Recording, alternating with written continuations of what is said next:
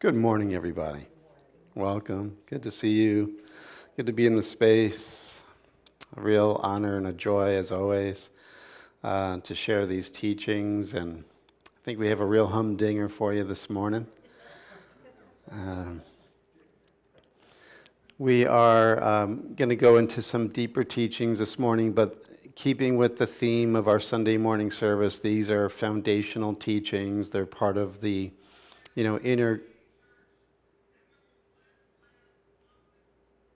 inner core of the spiritual teachings. We just had some feedback there, so I'm not sure where's that coming from.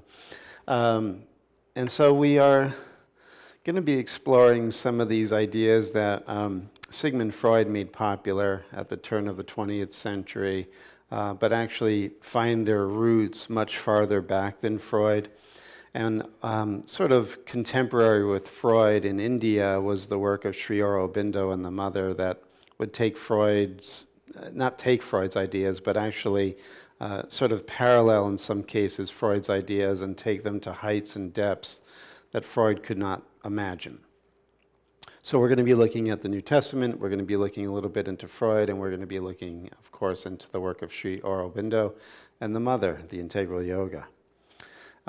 And what we're looking at, and maybe you've been hearing this the past maybe year or so, maybe longer, a lot of spiritual teachers are bringing this idea of the death drive into their talks, right?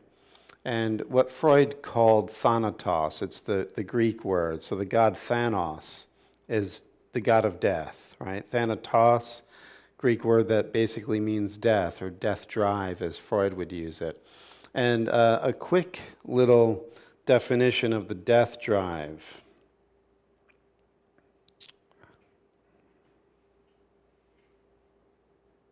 Let's see here. Here it is. So what is the death instinct theory? The theory states the death instinct, or thanatos, will lead an organism to seek activities that eventually cause its demise. So again, the theory states that there is a death instinct, or thanatos, which will lead an organism to seek activities that eventually cause its demise. So there's a will to death, right? And this is, of course, an unconscious kind of an impulse or instinct. And so if you have clear vision, sometimes you can see where people are making these self-destructive choices and doing things that really are going to run their life off of a cliff. And that's a perfect example of seeing this death drive or thanatos in play. Sabotaging their marriage, getting hooked on drugs, doing illegal things. I watched one real crime story where sometimes the killer seems to have such hubris that they actually go voluntarily to the police station as a concerned friend or relative of the person that they murdered, and they're talking to the police, and eventually through that casual conversation that was done on the initiative of the criminal, he self-implicates and gets arrested. And so right there you could also see the thanatos, that there is a instinct to punish oneself, right? This drive towards death. And it says, just to fill out this a little bit of a definition, the theory of the death drive was developed by Freud later in his life to explain why people engage in aggressive and harmful behaviors. Okay? Now, what we're going to posit this morning within the spiritual dimension of the teaching around the death drive is that all organisms have the death drive. And all organisms have the death drive because it's the very foundation of our separate identity. And we'll see how this plays out. So, in the biblical narrative, again, using these metaphors and myths and allegories, Adam and Eve were created in the light of their true being, in the image and likeness of God. taking the forbidden fruit, death was said to enter the world. So death was an after effect of a distortion or an aberration in the original design of creation. So why I say that is because death is actually the foundation of the separation within the organism. But underneath that, there is life itself. There is the memory of God. There is the true being or essence of who we are as the supreme self or the awakened being. And so what we want to recognize then is that we are on this path of awakening. We are in a process of overcoming death. Right? This is where it's a deep teaching and very foundational. And so I'd like to begin with a reading from the New Testament, from Paul's letter to the Corinthians, something that might be familiar to many of us. He's speaking about this idea of the resurrection. And he's saying, now this is what I'm saying, brothers and sisters. Flesh and blood cannot inherit the kingdom of God, nor does the perishable inherit the imperishable. Listen, I will tell you a mystery. We will not all sleep, but we will all be changed in a moment, in the blinking of an eye, at the last trumpet. So, important to get here is that he's telling us, he says, a mystery, a mysterion in Greek. And what he's basically saying is, I'm going to let you in on a little secret that the initiates already know, that these are the deeper teachings that we actually veil from the public. But I'm going to let you know this. I'm going to unveil it. Because earlier on in this letter, he said, we have these sacred teachings, these mysteries that we speak amongst the initiated, the teleos, right, the initiated. But you're not ready for these initiatic teachings because you're still little babies. You're still identified with the body. You're still in this idea that you are within the world as a separate self. So we can't give you these initiatic teachings.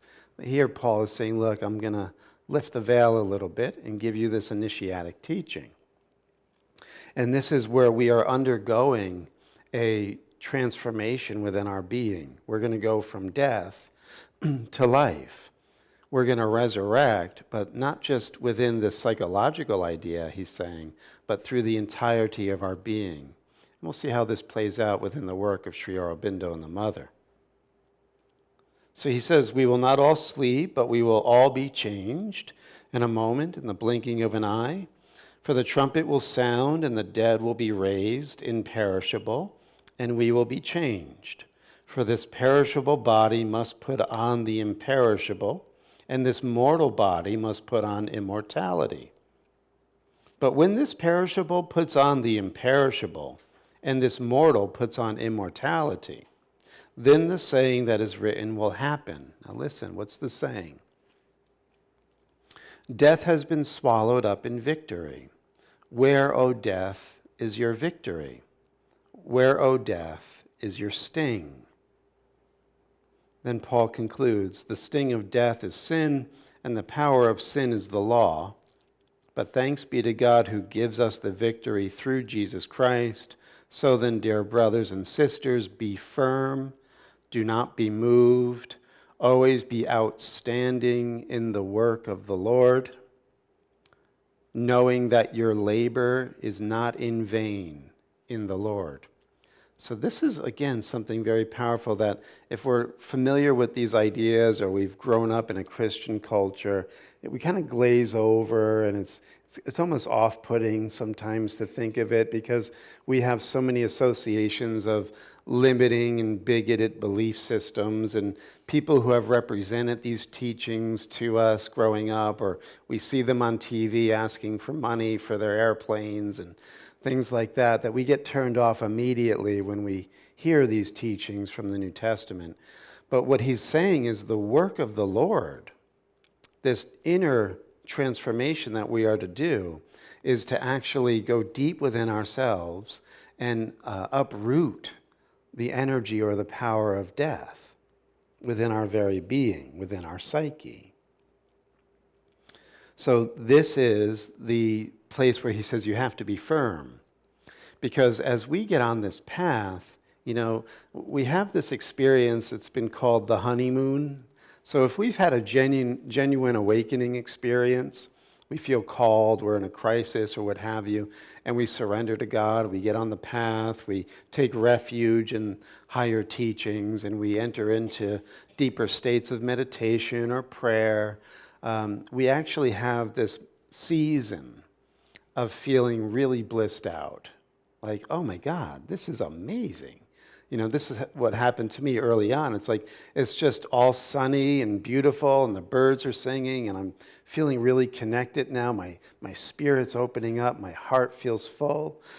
God is real. There's something really amazing at work in my life.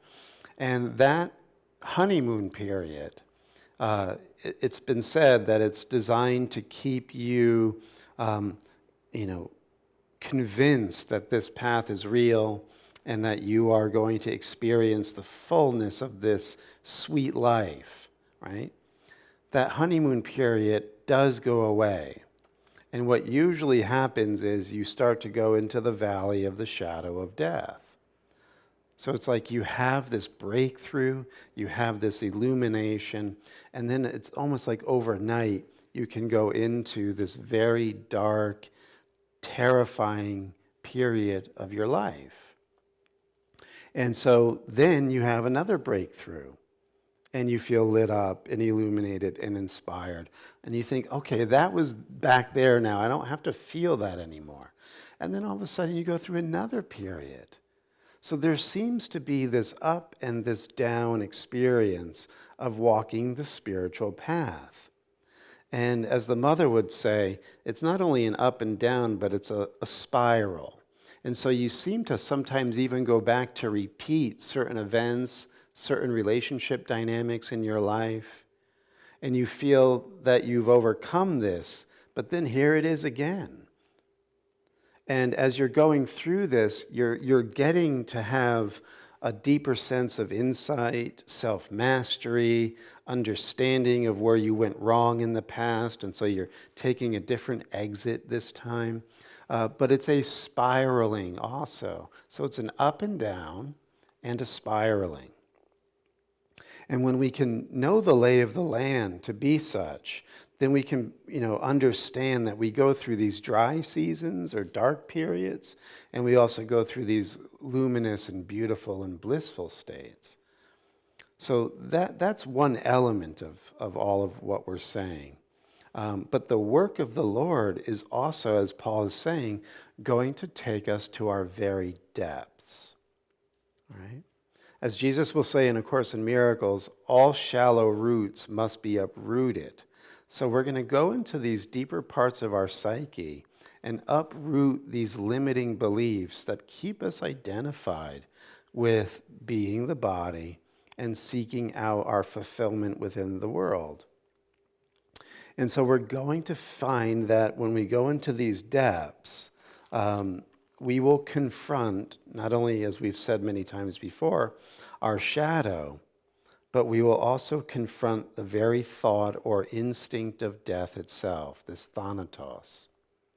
So we mentioned already Freud brought out this theory of thanatos, which is this death urge, this drive towards self-destruction.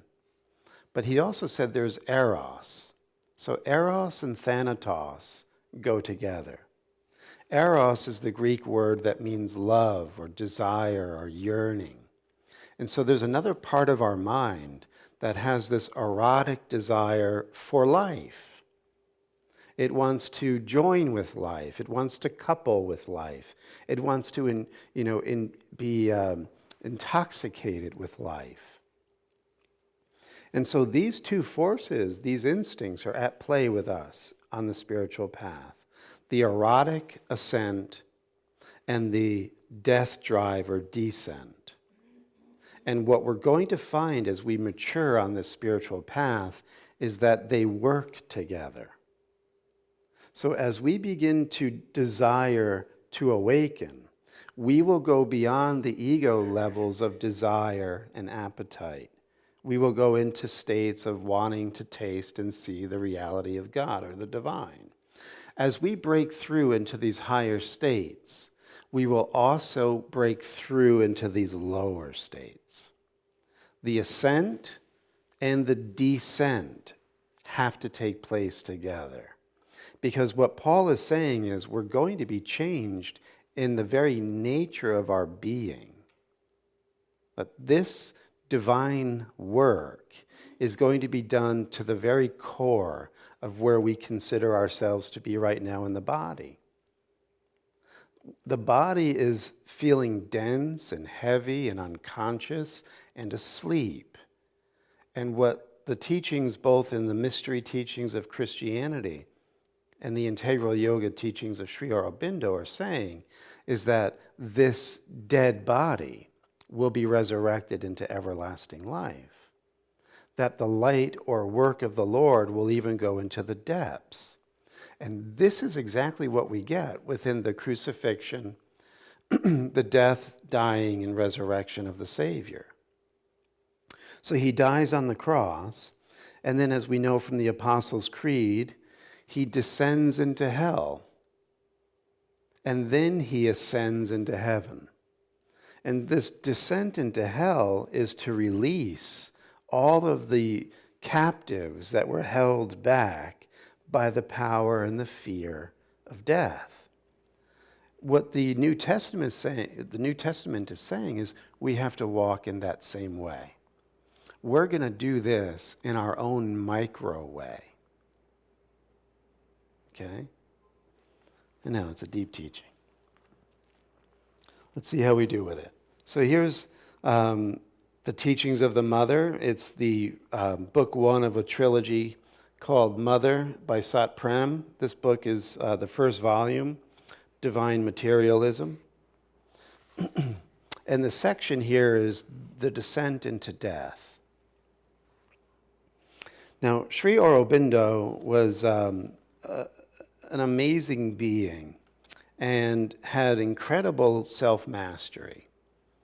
And so towards the end of his life, he was suffering illness, and his disciples, his students, were saying, why don't you just use your powers and undo this illness?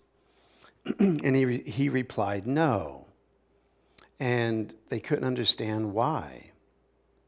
And the Mother says this, we do not really know what he was doing.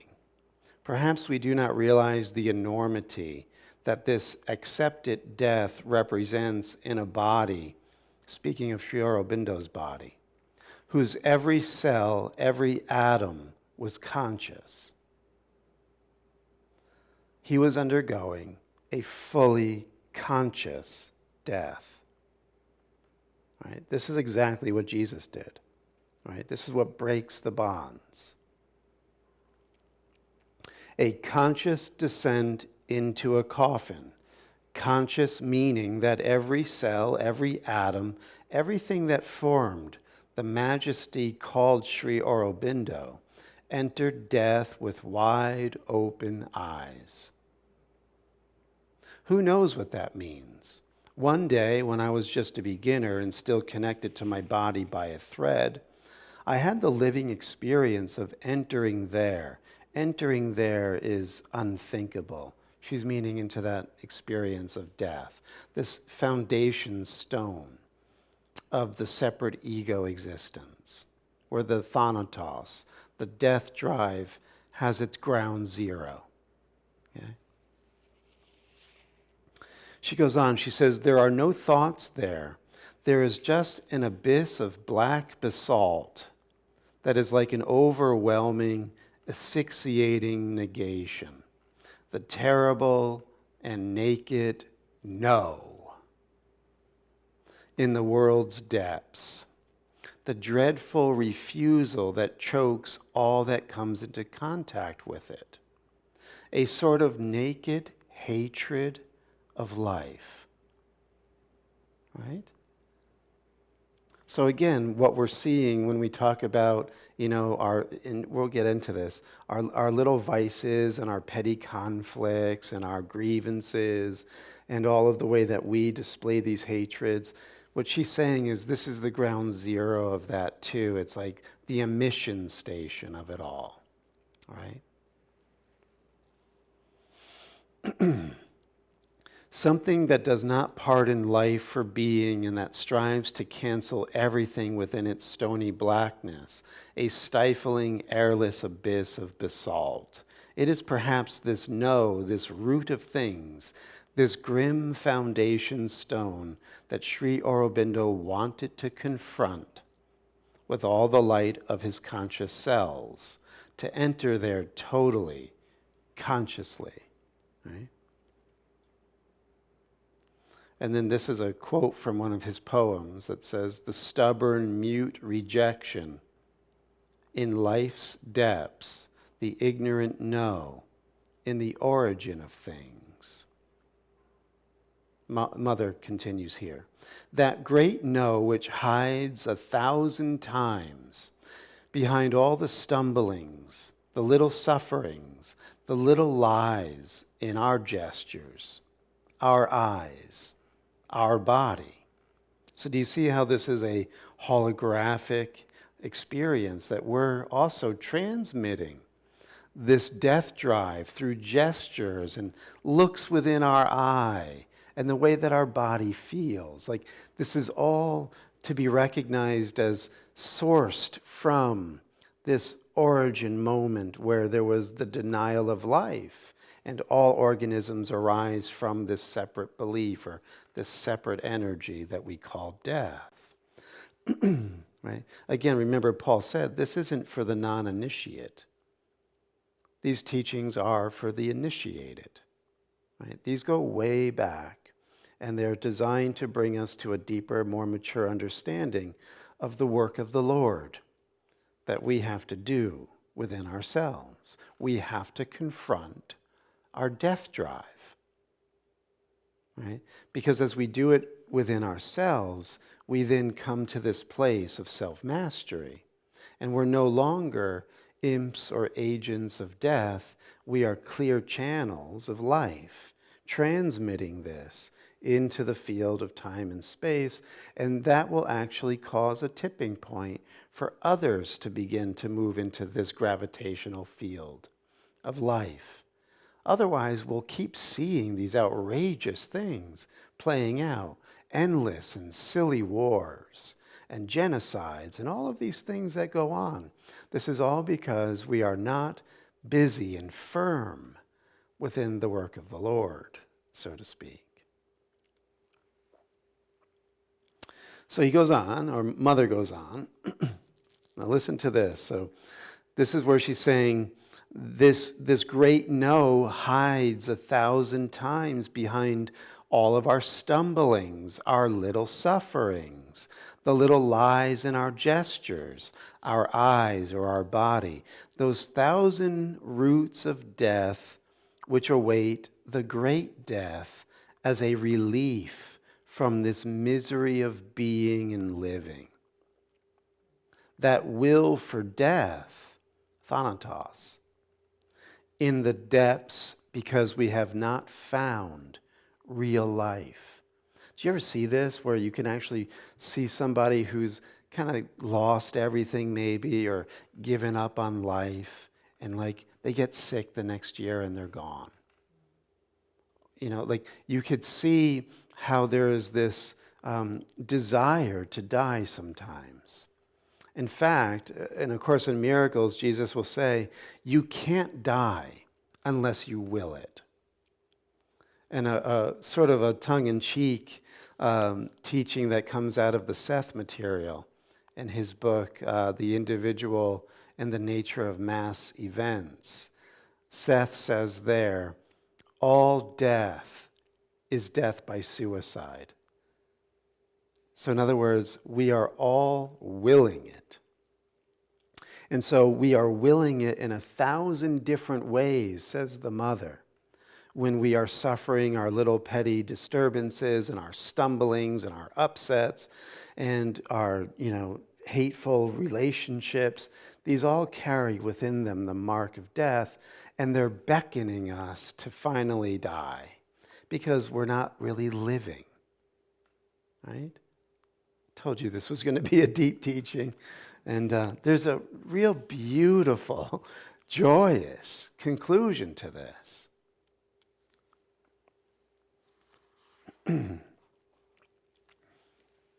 So life has yet to be life. This is also a very New Testament idea. Life has yet to be life. It is only death moving about. Death in a hurry to be done with all this pain of being, of never being what one should be, never being what one is. But underneath at the bottom, under the rock, that falsehood, that stubborn no, there is something else. This something else awaits its hour to be born in us. Yes, the well of honey beneath the rock, the life that has yet to be. This is indeed what the supermind is. So Sri Aurobindo calls it the supermind. The mother calls it supermind. This is Christ mind in the New Testament. Christ mind or supermind is that power of the divine that unites above and below in a perfect divinized union, where the kingdom of God dawns and consumes everything that's not life within its light. And so this is why Paul's saying this perishable body will be transformed in the blinking of an eye or twinkling of an eye. Mortality will be swallowed up by life. This is the mystery. This is the secret doctrine that permeates all these sacred teachings. In Tibetan Buddhism, it's called the rainbow body. Right? This golden body of light features within the Siddhanta of the Shaiva saints, the Kriya Yogins, right? Paramahamsa Yogananda mentions it in Autobiography of a Yogi with Babaji. These are very ancient teachings, and we've only seen it peppered throughout our history. But what Paul is saying, what Sri Aurobindo is saying, is that we're going to reach a horizon, and everything's going to be changed. How quickly we get there depends on how firm you and I are in the work of the Lord.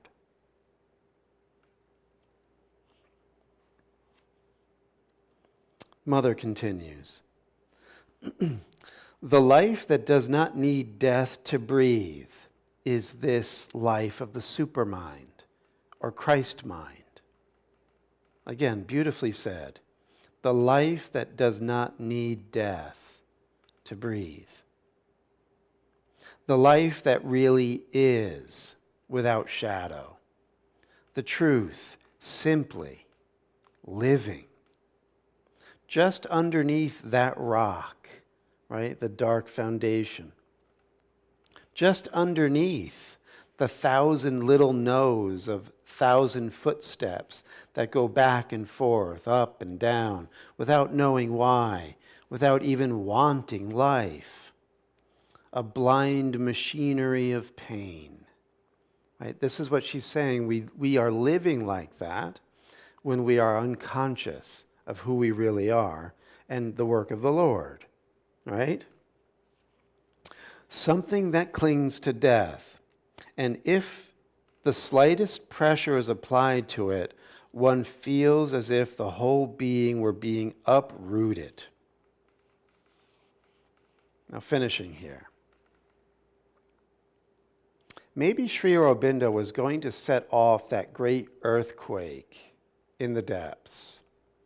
The pygmies are raging outside. They have lost the game. The more they rage, the closer their death is, the death of death. Right? So these pygmies are the powers, what Sri Aurobindo and the mother would call the hostile forces, what Paul would call the archons, the rulers of the wickedness within the world, that try to reinforce the death drive, who actually deal in death, right? Where health is really sickness and peace is really war. And those who are purveyors of this make money and grow fat on death. This is what Aurobindo and the mother are calling the pygmies. They've lost the game. Right? This is why when Jesus overcomes the world, as we'll see in a moment, he literally destroys the work of the archons. This is also part of the secret teachings within the New Testament. Yes? These forces that are trying to keep humanity within the chains of death are already overcome. We have to make that choice for ourselves, right? She goes on. The more these pygmies rage, the closer their death is, the death of death. We are each facing death, our death, or, seen another way, the possibility of real life. This is the time of the choice for the earth. We do not see how fateful this hour is in the whole history of evolution, as if the earth were on the point of being reborn from top to bottom, or of being choked to death in a black hole of negation. Right? So there you are. There's the razor's edge. These are the two worlds. You know, I don't know if you've ever followed the teachings of Dolores Cannon. She was a hypnotist and a psychologist. She passed away about 10 years ago. She wrote a slew of books. She was working as a hypnotherapist, trying to help people kick bad habits like smoking and such. And she developed this technique of bringing people under.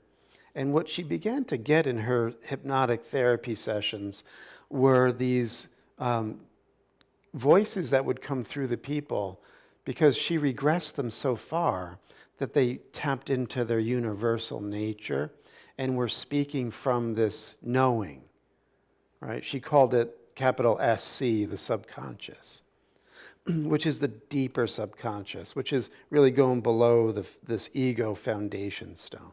And the reason why I bring it up is because throughout Dolores Cannon's books, all of these different clients that would go into this regressed state and speak from this universal knowing, they were talking about this shift of the age, this pivot point within the evolutionary history of the earth, much like what we're getting here with the integral yoga of Sri Aurobindo and the mother. And what Dolores Cannon was saying is, and again, take this with a grain of salt if it doesn't resonate, is that there's going to be a moment, because of our choices, where those who have chosen the death drive are going to live in their own simulated world, and those who chose the ascending path of the life that has no death will also shift into a 5-dimensional resurrected consciousness. And these worlds will be in the same life space, but we will be tuned to different frequencies, right? And so this is where the mother is saying that at this pivot point within the earth, we are either choosing to be reborn from the top to the bottom, right, to resurrect, or we're going to be choked out. And victory is in each of us. Defeat is in each of us. A microscopic little death to be uprooted in each of us. As if victory depended, listen to this now, this is brilliant. So this whole cosmic game, right? And we think of ourselves as these insignificant little creatures Listen to what Mother says. As if victory depended on a speck of dust, a tiny little adherence in the heart, a tiny yes. We carry with us this tiny yes everywhere, while going up and down the stairs, walking, eating, in everything, in spite of everything. Even our mistakes, an unshakable yes to that which is real life. And that real life will automatically do its work, provided we side with it. We have to be on the right side of evolution. We have to be true.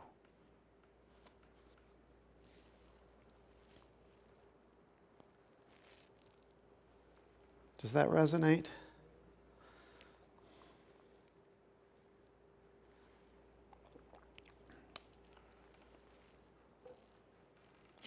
So, see, Paul was convinced that his audience had said that yes unequivocally. So he gave them the mystery. We shall all be changed. We will all experience the death of death within ourselves, right? And he says something very beautiful in light of that teaching.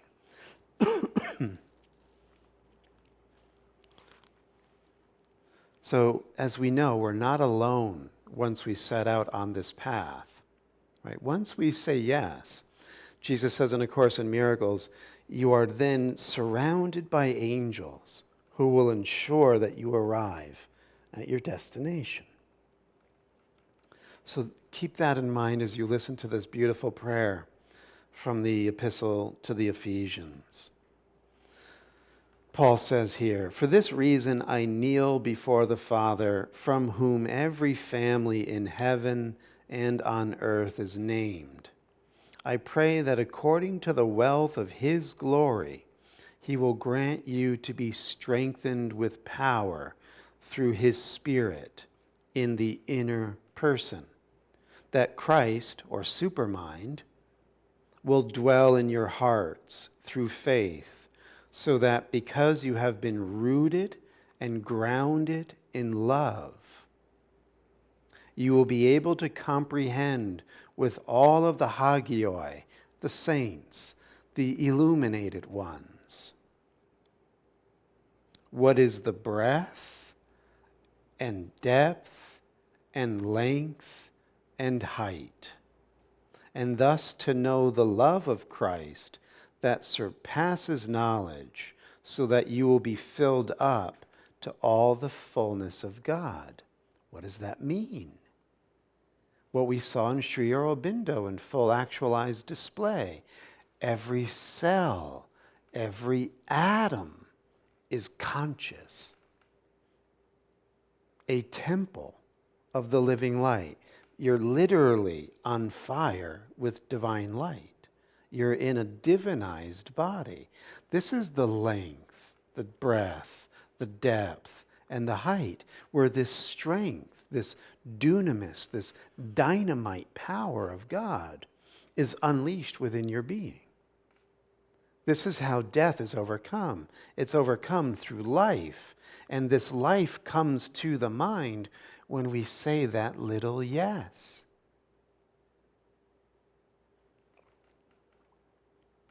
And then Paul says this in the prayer, now to him who by the power that is working within us is able to do far beyond all that we ask or think, to him be the glory in the church and in Christ, or supermind, to all generations, forever and ever. Right? So this power exceeds our ability to limit it. We cannot limit this power. but we have to be willing to get out of the way of it and have it do its work. See, the death drive hates life. So as we go through this process of doing the work of the Lord, this transformative work within our psyche, the higher we go, the deeper we will go. The more we say yes to life, that no to life may come in even louder. In fact, not in any way to discourage, but to encourage, that when you're really at the cusp of this transitioning into life that has no shadow, he says in A Course in Miracles that you will look upon the world for what it really is. And that part of your mind that was identified as the ego and the world will want suicide. When you have that experience, when you realize, because some of us get there, if we're all, proper ladies and gentlemen this morning. But in our own private worlds, when we're experiencing these energies and ideas and feelings, some of us have gotten to that place. Like, what's the friggin' point? Right? And so we have these feelings, and what we want to know is it could get so strong and so dark and so no, that when it shows up like that, you're ready. You're a warrior. You're not going to cower. You're not going to be shocked. You're going to be like, I'm going beyond this. This is the signpost for entry. I'm not going to do myself in. I'm not going to think that this world is going down the drain. No, this is it. This is what we came here for. This is the cusp of a new evolution. I want to say yes to life. And so this is a maturing process. And just a little bit more here. So it says, Paul is telling us again in Ephesians, to each of us grace was given according to the measure of our capacity. Therefore it says, when he ascended on high, he captured captives, he gave gifts to men. Now, this is Paul's point here. Now, what is the meaning of he ascended, except that he also descended to the lower regions, namely the earth? He, the very one who descended, is also the one who ascended above all heavens in order to fill all things. This is powerful. See, what makes the New Testament teachings of Christ mind and the integral yoga of Sri Aurobindo and the mother of Supermind different than many spiritual traditions is they're not denying the body or the world. They're saying that God's energy is so strong and so infinite that nothing's left out. Everything gets taken up. Our limiting beliefs and these boundaries that we set up within our thought system, these ideas of, I have to leave this body, I have to leave this world. No such thing. I have to take off the limitations. I have to say yes to life and let life do its thing, and it will consume me. It will transform me into itself, to my very cells and atoms. This is what happened when he descended. He came back as the biological vehicle. Don't we know the story? Give me some honeycomb and some fish. Stick your finger in my side. Look at my wounds. I'm the biological vehicle, but I'll disappear from this room right now. I'm not held back by the laws of the lower vehicle anymore. I've taken this vehicle up. This is our destiny. This is the mystery that's been mapped out for ages. And it's a maturing of our spiritual walk. So this is where, in that same paragraph, Paul says that we will do this work and build up this body of Christ within us, this field of the higher light, which will transmute and transform from the inside out everything we are. And then he says, we will come to this full unity of faith with the knowledge or gnosis of the Son of God. He says, we will become a mature person. The word used there is initiate. We will be a teleos. A teleos means that the telos, the purpose, the end game of God has been completed in us. We've been divinized. I get excited about this stuff. Because when you entertain these ideas without any limitations or withholding of yourself, you get the charge of it. These are transmissions. Like I said, you have it in Kriya Yoga, you have it in Tibetan Buddhism, you have it in the Sufi teachings, you have it in all traditions, in Judaism with the Merkabah mysticism. These are all transmissions of our divine destiny. And we've been cave dwellers. We've been slaves of death our whole life. That's why these teachings sometimes grate on the ear, because we're so used to saying no. This can't be possible.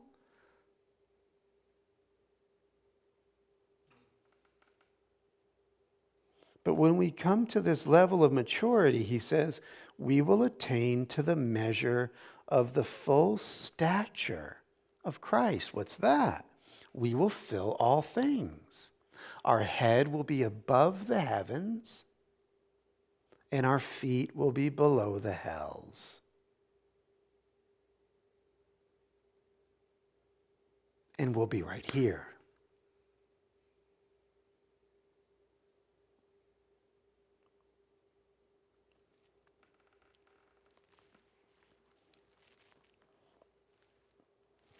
In the twinkling of an eye, if you say yes when you go up and down the stairs, when you brush your teeth, when you drive your car, yes, yes, always say yes. When you're confronted with these impossible situations that are screaming no, you say yes. These circumstances can't trump this. Trump can't trump this. And you have to also see that there's an indwelling presence in everyone. Don't see death in your brothers, or you can't say yes. You will be caught. Watch.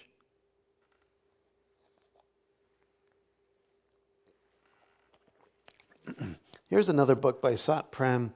This is Sri Aurobindo, The Adventure of Consciousness. We had a class on this. This is, again, the beautiful teachings that come with the death of death. This is a chapter called The Secret, right? Not that you're going to get the bicycle or the car. You're going to get much more than that with this secret. So Sat Prem writes, the future does not move only from below upward. So in other words, when we say yes, we get on this path of doing the Lord's work, following this transformative teaching, right? To liberate, to wake up. And we think oftentimes it's only coming from my side of things. Like, this is my spiritual path, I'm doing this. And there's a place for that. It does feel that way for a reason, because you do make these vital choices between yes and no. But Sat Prem doesn't stop there. It doesn't just move from below upward. Otherwise, there would be no hope for the earth. I mean, how dependable are we? Like, we were just having a laugh in class a couple weeks ago. It's like we get all charged up with this, I got it, I got it, I got it. I'm feeling the bliss. And then we go to the grocery store and it's like, you SOB, you just cut in front of me. And we do this constantly. We watch. So we are, saying yes and no a lot, and it's not dependable. We're not dependable. And so there really wouldn't be any hope for the earth if it were only from this side of things that this transformation is going to get done. Saprem goes on. So there would be no hope for the earth, as it would end up exploding in the sky from a supreme psychic tension or falling back into its darkness. The future moves also from above downward. It penetrates deeper and deeper into our mental fog, into our vital confusion, into the subconscious and unconscious night, until it illuminates everything, reveals everything, heals everything. And ultimately fulfills everything, right? The divinization of earth, nature, and all organisms. Now listen, yet the deeper this force from above goes, the greater the resistance. Right? Because remember, in every organism, at the very bottom of the foundation of the sense of self, is this big no to life. I don't wanna. Right? And there is a hatred, right, to life. That's what in the Sanskrit tradition, you have vidya, which is the life that leads to knowledge. And you have avidya. Now, when you look at the word avidya, it's not just not knowledge, right? The being the negative prefix. In Sanskrit grammar, it's actually hostility or hatred to knowledge, to being. We have to get with this. We have to see it. Right? That's why when you come to service sometimes and these transmissions are hitting, and you're like, screw this shit. I want to get out of here. I don't want to hear this. Like, watch that. Right?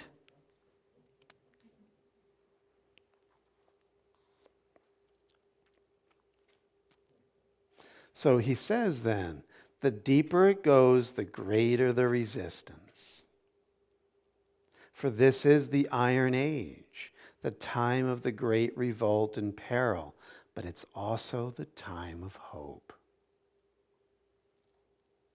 At the supreme point where this future touches the rock bottom past, where the light bursts into night's nethermost level, God willing, we will find the secret of death and of immortal life. So in other words, reveal your depths to God. Go into these places of prayer that you never thought imaginable. Take the limitations off of your spiritual life, because there is a force, a presence from above that is already complete and wants to indwell you completely. Not only waiting on your yes. And as you deepen this sense of knowing yourself and you open up these nethermost parts of you through the shame and the fear and the anxiety and the blame and the hatred and the resistance, you keep saying yes. Even if it's a scream or a shriek of a yes, you say yes.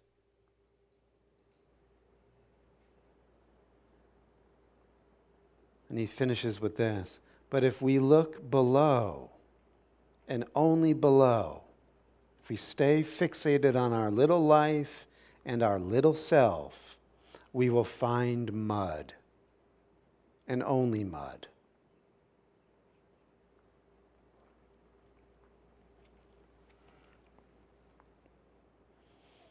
And then finally here, the miracle is already in the world. All possible lights are already in the world. All imaginable heavens are already here. And any foreign element would upset the whole. All is right here. We are right in the middle of the miracle, only we are missing the key to it. Perhaps there is nothing for us to remove or to add, not even something else to discover, but the same thing, only perceived differently. The twinkling of an eye. We cross from death to life when we accept the Christ mind or the supermind, which is this call to be resurrected, to taste life without death. That's all I got for this morning, folks. Blue bag's going to go around.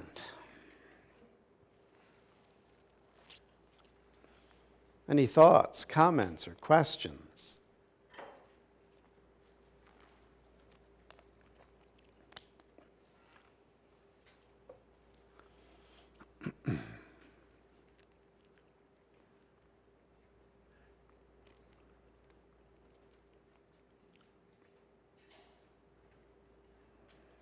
If you're joining on Facebook or YouTube, remember you can click the link below and donate to the 8 a.m. service, and we are very grateful for your support and contribution.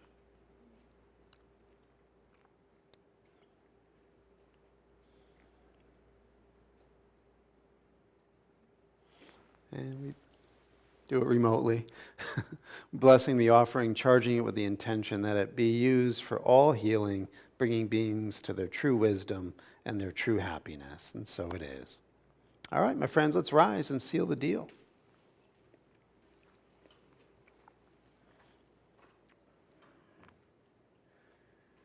And as we come to rest within the quiet of the heart, we realize that this path can only be walked authentically.